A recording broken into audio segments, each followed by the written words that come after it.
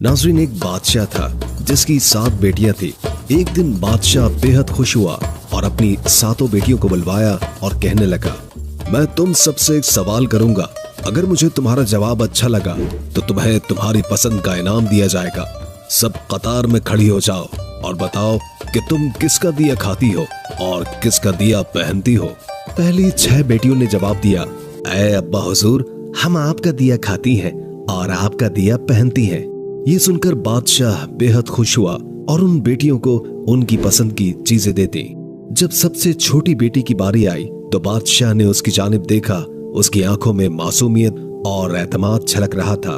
वो धीरे से मुस्कुराई और अपने साफ और मजबूत लहजे में बोली, ऐ अब्बा हुजूर, मैं अल्लाह का दिया हुआ खाती हूँ और अल्लाह का दिया हुआ पहनती हूँ। यही मेरा नसीब है जो मेरे रब ने मेरे लिए लिखा है। जो कुछ भी मेरे पास है वो उसी की इनायत है। ये अल्फाज सुनकर दरबार में एक लम्हे के लिए खामोशी छा गई। ये जवाब एक आम जुमला नहीं था, बल्कि तवक्कुल, शुक्र और हकीकी समझ का आगाज था। उसके लहजे में ऐसी गहराई थी कि हर शख्स हैरत ज़दा हो गया।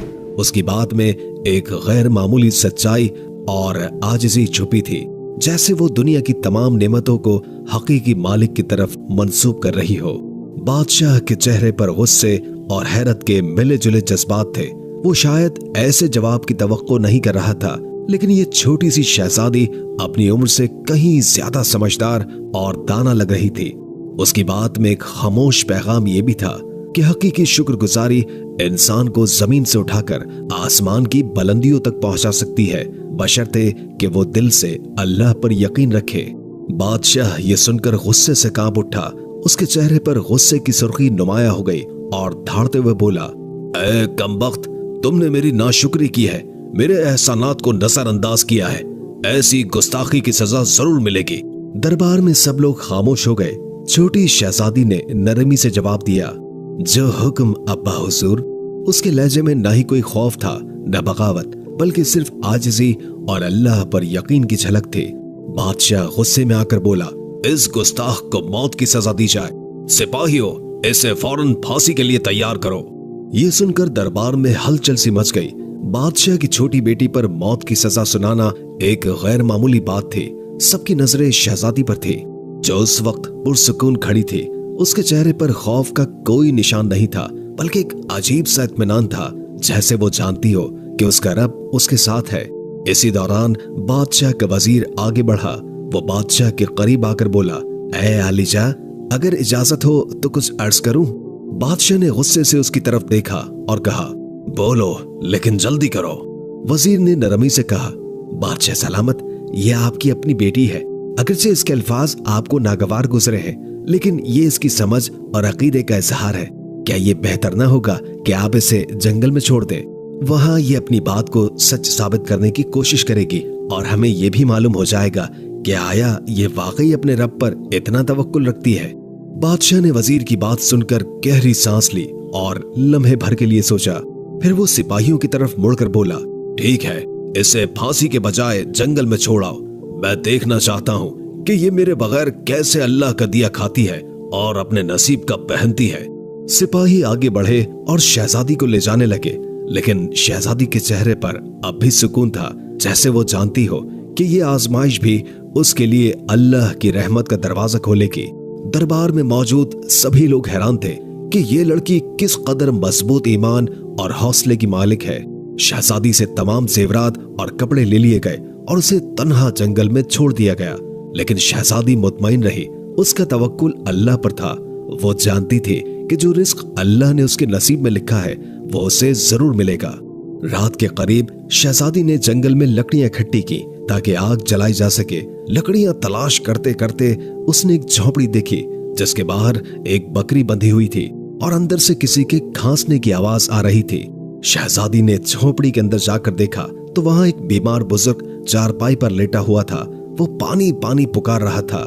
शहजादी ने मटके से पानी निकाला और बुजुर्ग को पिला दिया। झोपड़ी की सफाई भी की। बुजुर्ग ने पूछा, बेटी, तुम कौन हो और इतने बड़े जंगल में अकेली क्या कर रही हो? शहजादी ने अपना सारा हाल बयान कर दिया। सुबह के वक्त बुजुर्ग ने कहा, मैं शहर काम पर जा रहा हूँ और 7-8 दिन के बाद वापस आऊंगा। तुम यहीं रहो, झोपड़ी में खाने पीने का सामान मौजूद है, साथ ही नदी है, पानी भर लेना, बकरी का दूध भी निकाल लेना। ये कहकर बुजुर्ग चला गया। जब रात होती तो शहजादी बकरी का दूध निकालकर आधा अपने लिए रख लेती है और आधा दूध एक बर्तन में डालकर झोपड़ी के बाहर रख देती है। उसका ख्याल होता है कि अगर कोई जानवर या परिंदा भूखा प्यासा होगा तो वो दूध पी लेगा, फिर वो इत्मीनान के साथ सो जाती है। सुबह सवेरे जब शहजादी की आंखें खुलती है तो परिंदों की चहचहाट और ठंडी हवा के झोंके उसे जगा देते हैं। वो धीरे से उठती है और झोपड़ी का दरवाजा खोलती है। जैसे ही वो बाहर कदम रखती है, उसकी नजरें बर्तन पर पड़ती है जो खाली होता है, लेकिन बर्तन के पास एक अजीब सी रोशनी झिलमिलाती है। शहजादी करीब जाती है और देखती है कि वहां एक इंतहाई कीमती लाल पड़ा है जो सूरज की रोशनी में दमक रहा होता है।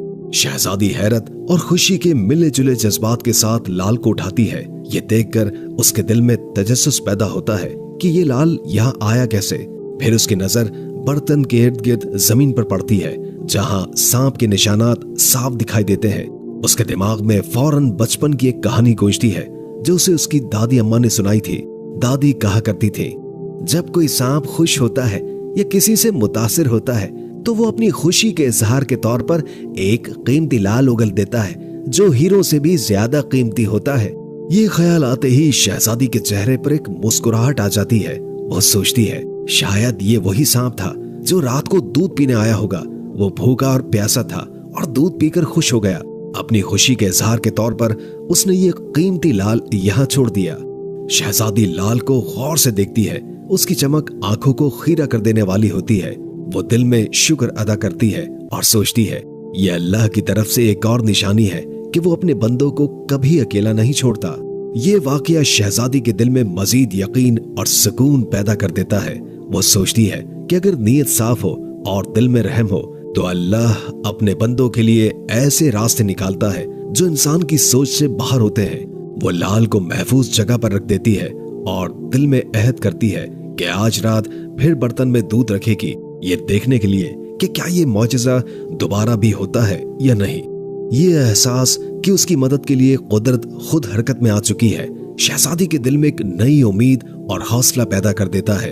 वो अपनी आजमाइश को अल्लाह की रहमत में बदलता हुआ देखती है और दिल ही दिल में मुस्कुरा कर कहती है, अल्लाह का शुक्र है जिसने मेरे सब्र और तवक्कुल को रायगा नहीं जाने दिया। शहजादी ये सोचकर हैरान होती है और दिल में सोचती है कि शायद सांप भूखा और प्यासा था और दूध पीकर खुश हो गया। खुशी के आलम में उसने लाल उगल दिया। शाम होते ही शहजादी दोबारा दूध बर्तन में डालकर झोपड़ी के बाहर रख देती है और खुद सो जाती है। हर सुबह शहजादी देखती है कि बर्तन खाली है और एक नया लाल बर्तन के पास पड़ा हुआ है। इस तरह 7 दिन गुजरते हैं। हर दिन सांप दूध पीकर एक लाल उगल देता है। 7वें दिन वो बूढ़ा ज़ईफ बुजुर्ग काम से वापस आता है। शहजादी उसे पूरा वाकया सुनाती है और 3 लाल उसे दे देती है। वो कहती है, आप शहर जाएं और इन लालों को बेचकर महल बनाने का सामान और मजदूर ले आएं। बाकी 4 लाल शहजादी एक माला की शक्ल में गले में पहन लेती है। कुछ ही महीनों में जंगल में एक शानदार महल तैयार हो जाता है। महल में हर किस्म की सहूलत, नौकर चाकर और दुनिया की तमाम नेमतें मौजूद होती हैं। शहजादी एक लकड़ी की फैक्ट्री भी बनाती है जहां गरीब मजदूर काम करके अपनी रोजी रोटी कमाते हैं। जंगल का यह इलाका आहिस्ता आहिस्ता एक शहर की शक्ल इख्तियार कर लेता है और दूर दूर तक उसकी शोहरत फैल जाती है। शहजादी के वालिद बादशाह तक भी ये बात पहुंच जाती है।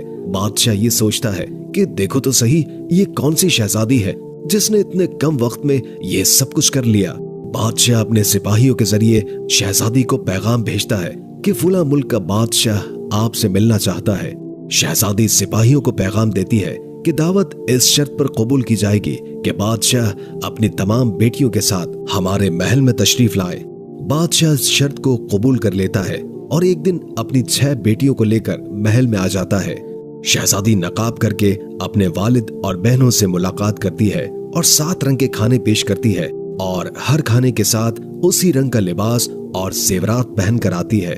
महल की शान और शौकत और शहजादी के अंदाज को देखकर बादशाह बेहद मुतासिर होता है और आखिरकार ये कहने पर मजबूर हो जाता है, तुम मेरी बेटियों की जगह पर हो और मैं तुम्हारे इसरार पर अपनी तमाम बेटियों को लेकर आया हूँ। फिर हमसे ये पर्दा किस बात का? शहजादी कहती है, ठीक है, मैं तैयार होकर आती हूँ। इस पर उसकी दूसरी बहनें आपस में बात करने लगती हैं कि इतने महंगे कपड़े पहने हुए हैं, इतने जेवरात पहने हुए हैं और कितना तैयार होकर आएगी। इतने में बादशाह देखता है कि एक सादा कपड़ों में एक लड़की आ रही है। बादशाह गौर करते हैं तो उन्हें पता चलता है कि ये तो उनकी अपनी ही बेटी है। वो हैरान होकर सोचते हैं, मैं तो समझ रहा था कि जंगल के जानवर इसे खा गए होंगे। जब मुझे इसकी फिक्र हुई थी तो मैंने सिपाहियों को जंगल में भेजा था, लेकिन उन्होंने कहा था कि वहां शहजादी का कोई अता पता नहीं है। फिर ये यहाँ कैसे? बादशाह अपनी बेटी से मिलकर बेहद खुश होते हैं। वो हैरत और मसरत के आलम में कहते हैं, बेटी, तुम कितनी खुशकिस्मत हो कि तुम्हें इतनी अजीम शहजादी के साथ रहने का मौका मिला। जाओ, उसे बुला कर लाओ, मैं तुम्हें उससे आजाद करवा दूंगा। अगर तुम्हारी आजादी के बदले वो मुझसे मेरी सल्तनत भी मांगे तो मैं उसे देने के लिए तैयार हूँ। ये सुनकर शहजादी ने एक लम्हे के लिए अपनी आंखें झुका ली। उसके चेहरे पर एक अजीब सी मुस्कुराहट फैल गई, गोया कोई छुपी हुई हकीकत सामने आने वाली हो। बादशाह और दीगर बहनें हैरानी से उसकी तरफ देखने लगी। शहजादी ने सर उठाया और नरमी से कहा, अब्बा हुजूर, वो शहजादी कहीं दूर से नहीं बुलानी पड़ेगी। बादशाह ने उलझन से पूछा, क्यों, क्या वो करीब ही है? शहजादी ने मुस्कुराते हुए नकाब हटाया और कहा, क्योंकि वो शहजादी मैं खुद हूँ। ये सुनकर बादशाह की आंखें हैरत से फैल गई और दरबार में एक सनसनी सी दौड़ गई। हर कोई सख्ते में आ गया। बादशाह ने कदम बढ़ाए और हैरत के साथ बोले, ये कैसे मुमकिन है? तुम तो जंगल में अकेली थी। ये महल, ये शान और शौकत, ये सब कुछ तुमने कैसे हासिल कर लिया? शहजादी ने पूरा एतमाद लहजे में कहा, याद है अब्बा हुजूर, मैंने कहा था कि मैं अल्लाह का दिया हुआ खाती हूँ और अपनी किस्मत का पहनती हूँ। ये सब अल्लाह की इनायत है। आपने मुझे आजमाइश में डाला, लेकिन मेरे रब ने मुझे कामयाबी से नवाजा। ये महल, ये दौलत, ये सब मेरे रब का इनाम है। बादशाह ने गहरी सांस ली।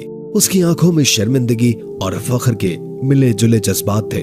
वो बोले, बेटी, तुमने आज मुझे एक सबक सिखाया है जो मैं कभी नहीं भूलूंगा।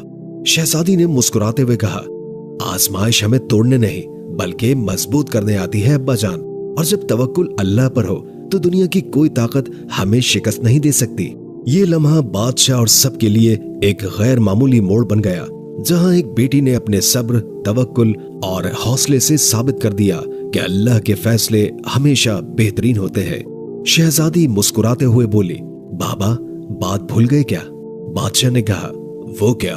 शहजादी ने कहा, मैंने आपसे कहा था कि मैं अल्लाह का दिया हुआ खाती हूँ और अपनी किस्मत का पहनती हूँ। देखिए, मैं अल्लाह का दिया हुआ ही खा रही हूँ और अपनी किस्मत का ही पहन रही हूँ। ये सब मुझे मेरे अल्लाह ने अता किया है। शहजादी ने मजीद कहा, बाबा जान, अल्लाह ने मुझे कहां से कहां पहुंचा दिया है और आज मैं आपसे भी ज्यादा अमीर हूँ। ये सुनकर बाकी तमाम शहजादियां दिल में सोचने लगी, काश तब हमने भी यही कहा होता कि हम अल्लाह का दिया हुआ खाते हैं और अपनी किस्मत का पहनते हैं। इस कहानी से सबक मिलता है कि हमेशा अल्लाह ताला जिस हाल में भी रखे उस पर खुश रहना चाहिए।